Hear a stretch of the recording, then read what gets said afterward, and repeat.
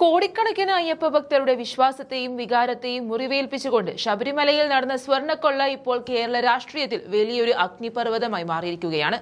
ശബരിമലയിൽ നിന്ന് കിലോ കണക്കിന് സ്വർണം കാണാതായിട്ട് മാസങ്ങൾ പിന്നിടുന്നു.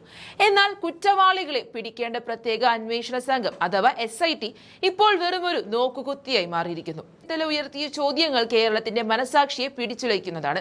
എന്തുകൊണ്ടാണ് അന്വേഷണം പ്രമുഖരിലേക്ക് എത്തുമ്പോൾ നിലച്ചു പോകുന്നത്?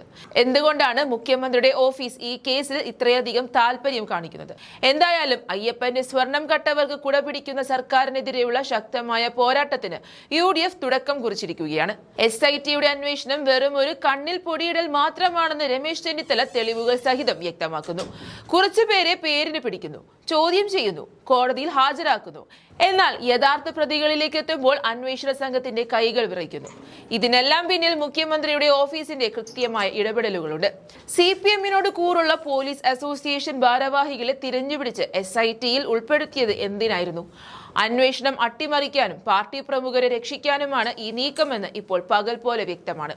ഒരു ജ്വല്ലറി ഉടമയുടെ കൈവശമുണ്ടായിരുന്ന വെറും 300 ഗ്രാം സ്വർണം കാണിച്ച് കിലോ കണക്കിന് സ്വർണത്തിന്റെ കൊള്ളയെ മൂടിവെക്കാൻ ശ്രമിക്കുന്നത് അയ്യപ്പസ്വാമിയോടുള്ള വെല്ലുവിളിയാണ്. ശബരിമല കേസിൽ നിർണായകമായ ഒരു വഴിത്തിരിവിലേക്ക് വിരൽ ചൂണ്ടുകയാണ് രമേശ് ചെന്നിത്തല. ഈ കൊള്ളയുമായി ബന്ധപ്പെട്ട് ഒരു പ്രവാസി വ്യവസായി നൽകിയ സൂചനകൾ എന്തുകൊണ്ട് SIT അന്വേഷിക്കുന്നില്ല? കൃത്യമായ വിവരങ്ങൾ ലഭിച്ചിട്ടും ആ വഴിക്ക് നീങ്ങാത്തത് എന്താണ്? കാരണം ലളിതമാണ്.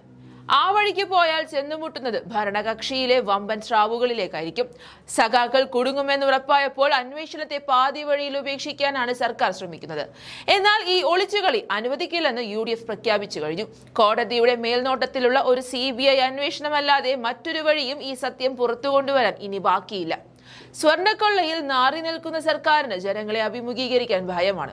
അതുകൊണ്ടാണ് മുഖ്യമന്ത്രി പിണറായി വിജയൻ ഇപ്പോൾ മിഷൻ 110 എന്ന തട്ടിപ്പുമായി വന്നിരിക്കുന്നത്. UDF 100 സീറ്റുകൾ നേടുമെന്ന് ഉറപ്പായപ്പോൾ അണികളുടെ ആത്മവിശ്വാസം ചോരാതിരിക്കാൻ മുഖ്യമന്ത്രി നടത്തുന്ന ഒരു വെറും നമ്പറുകളി മാത്രമാണിത്. ശബരിമലയിലെ സ്വർണം മോഷ്ടിച്ചവരെ നിയമത്തിന് മുന്നിൽ കൊണ്ടുവരുമെന്നും UDF അധികാരത്തിൽ വന്നാൽ ഇവരെയെല്ലാം തൂക്കി അകത്തിടുമെന്നും ചെന്നിത്തല നൽകുന്ന ഉറപ്പ് വിശ്വാസികൾക്ക് വലിയ പ്രതീക്ഷയാണ് നൽകുന്നത്.